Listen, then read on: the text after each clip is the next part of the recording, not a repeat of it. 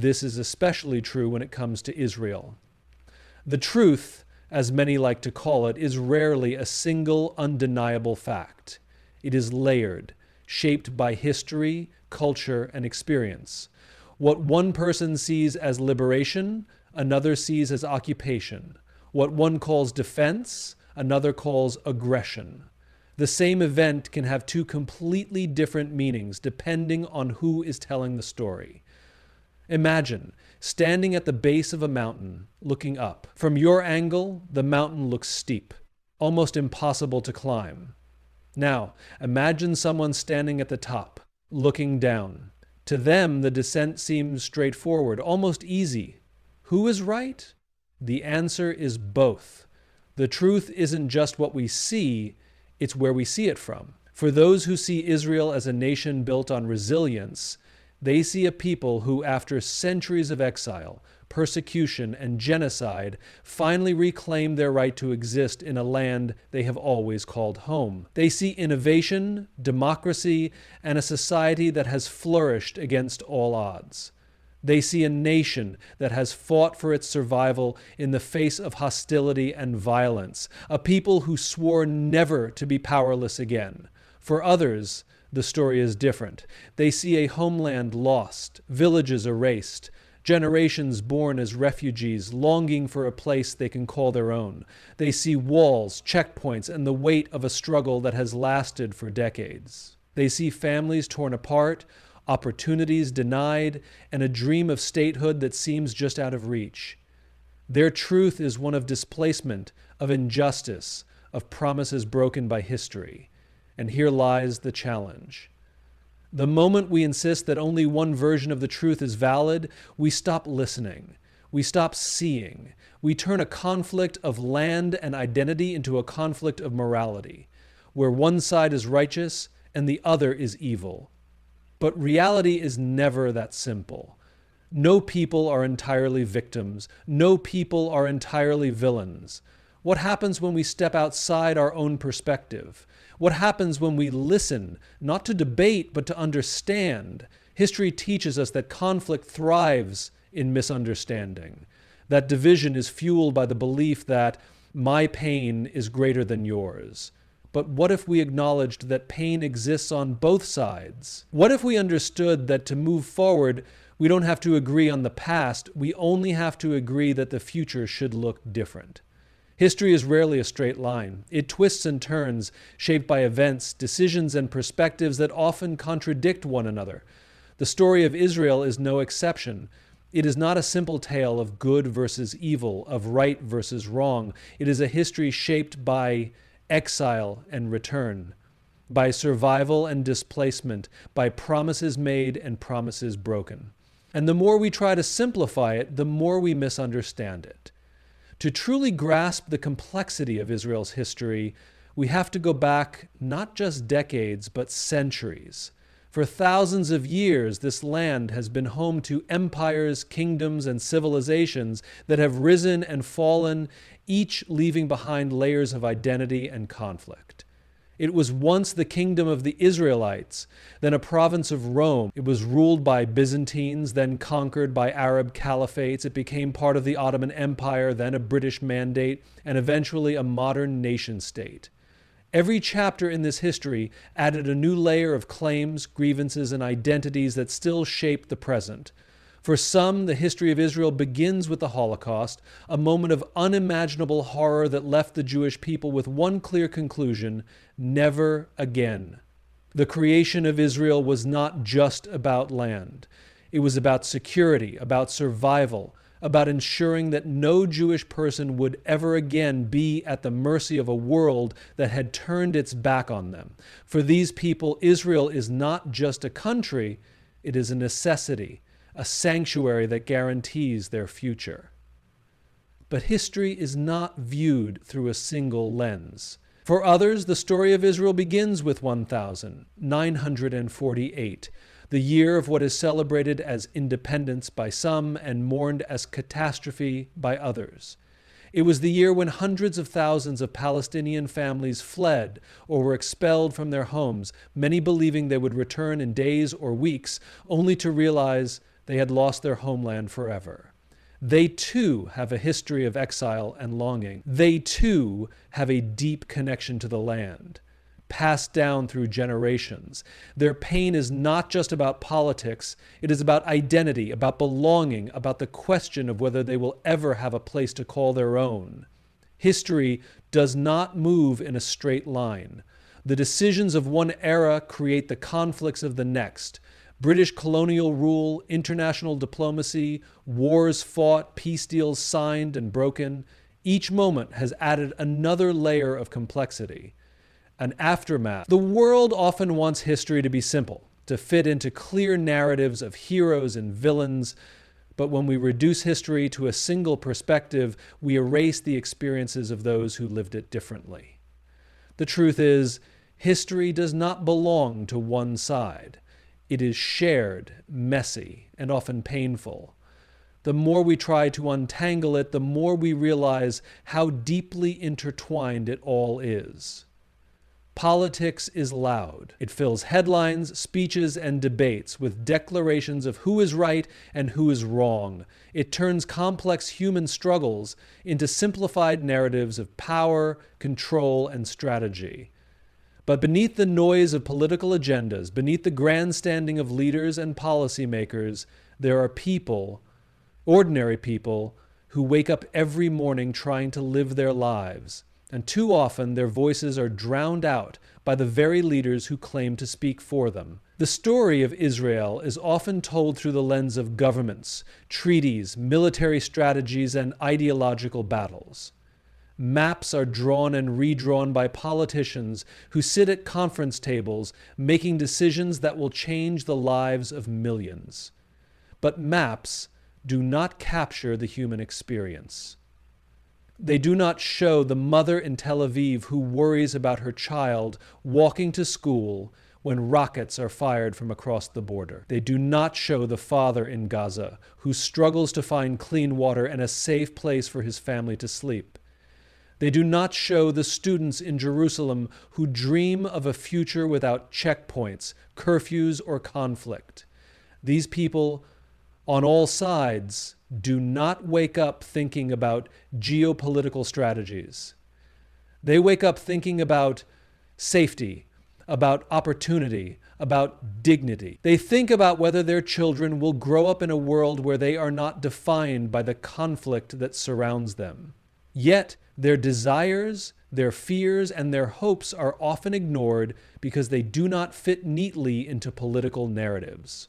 Leaders on both sides make decisions in the name of their people, yet those very decisions often deepen division and suffering. They build policies based on power, not on humanity. And while governments justify their actions with history, security, or ideology, the human cost is rarely considered. The cost is seen in the eyes of a teenager who has never known a life without fear. It is seen in the hands of an elderly man who once lived in peace with his neighbors but now finds himself trapped by borders, bureaucracy, and broken trust. It is seen in communities that were once diverse and connected but are now separated by walls, physical, political, and emotional. The world debates Israel in terms of politics, treaties, and diplomacy, but the real story is about the people who live through its reality every day. It is about the shopkeepers, the teachers, the doctors, the students, the farmers. People who do not make policies but suffer from them. They do not launch wars, yet they pay the price for them. They do not negotiate peace deals, yet they are the ones who carry the weight of broken promises. Governments change, policies shift, leaders rise and fall, but the people remain.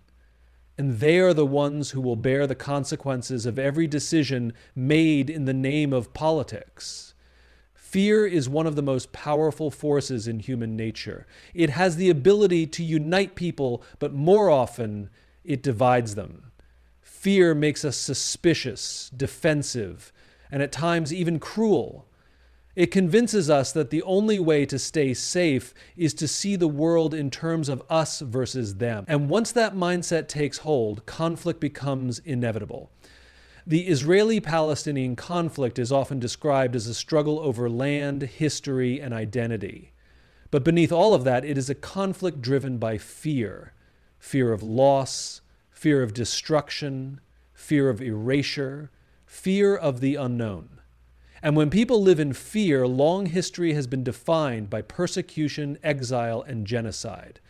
From the destruction of the ancient Jewish kingdoms to centuries of displacement, from pogroms in Europe to the unimaginable horrors of the Holocaust, the Jewish people have carried a deep-seated fear that the world will always turn against them.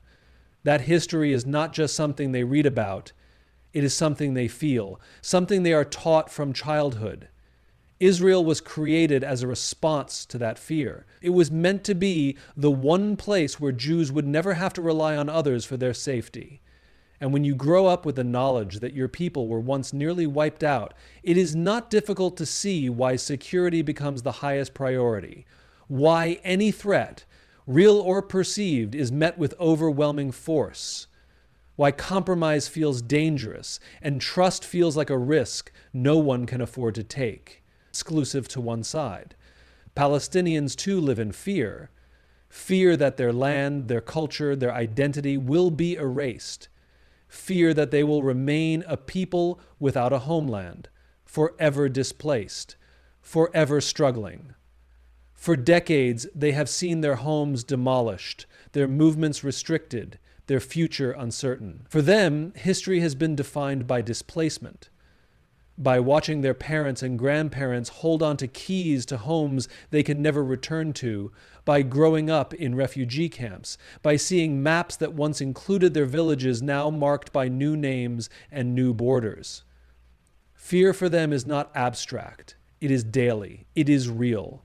It is the question of whether they will ever have the right to call a place their own. And so the cycle continues. Fear leads to defensive actions.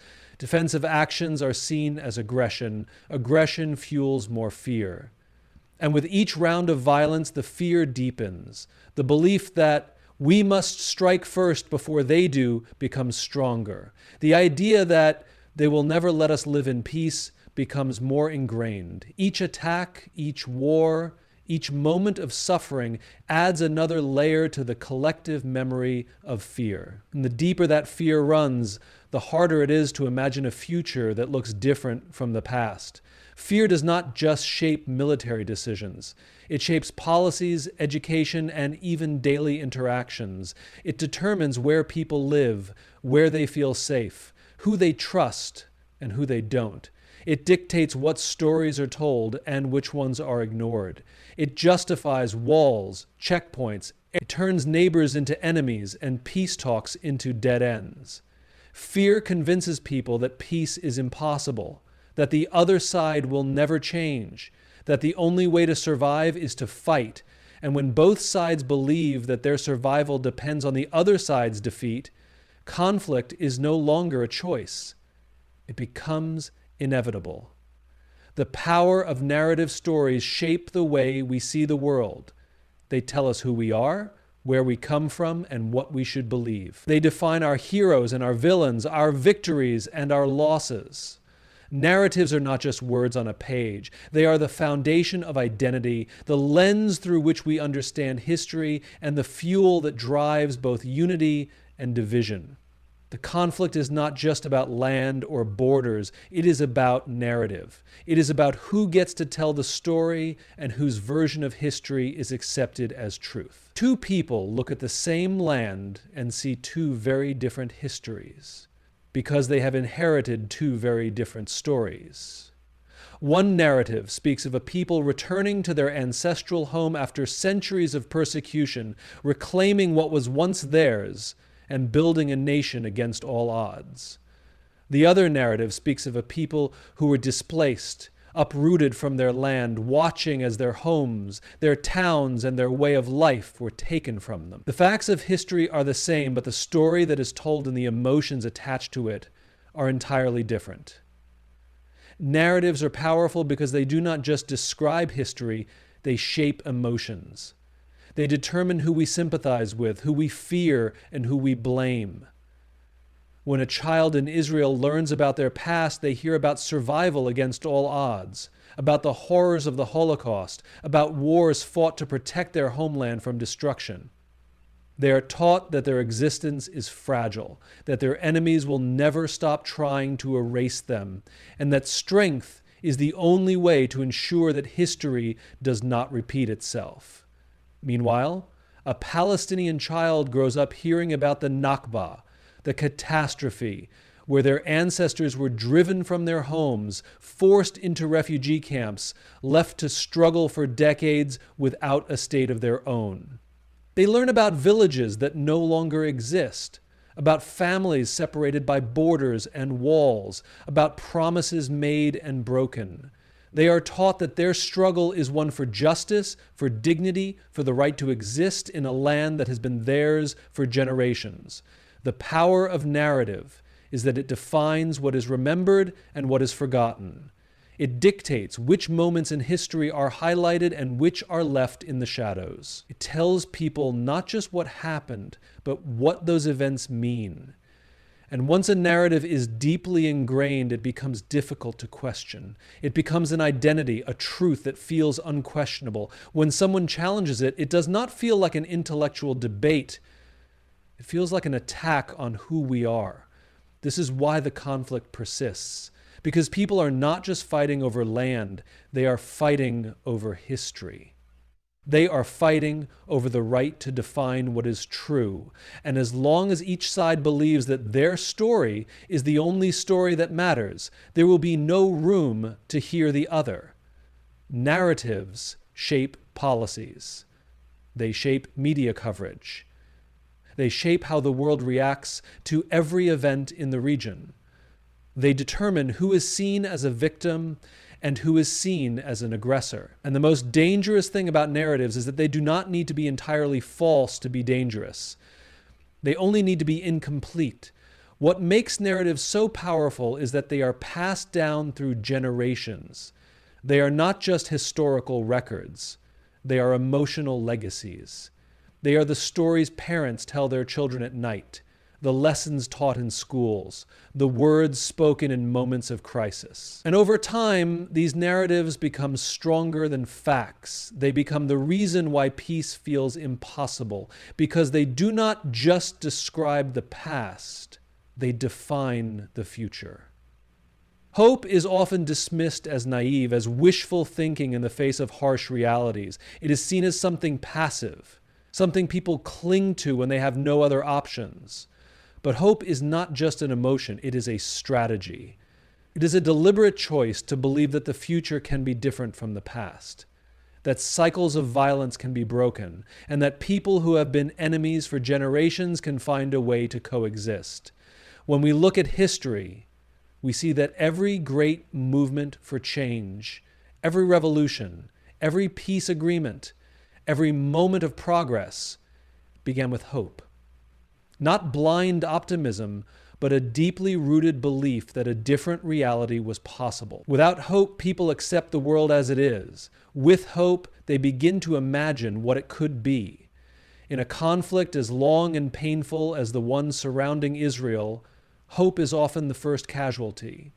When people live through war after war, when peace agreements collapse, when leaders fail, and when the next generation inherits the same fears and traumas as the last, hope feels dangerous. It feels like a setup for disappointment. It feels like a luxury that people cannot afford when their survival is at stake.